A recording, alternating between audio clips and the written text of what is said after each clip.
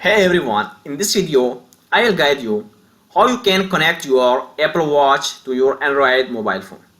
So if you want to connect your Apple Watch with your Android, here is the hack. First of all, reset your Apple Watch.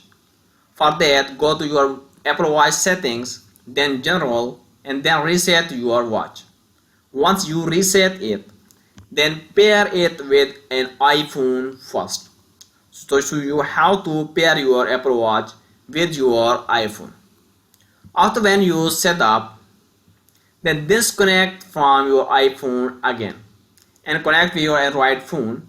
The basic features will still work, but they will be very limited, like no apps, no calls, or no messages. But you will check your fitness or notification. So better alternative for Android devices is that you get a Wear OS watch for full Android support like Galaxy Watch. Thank you for watching.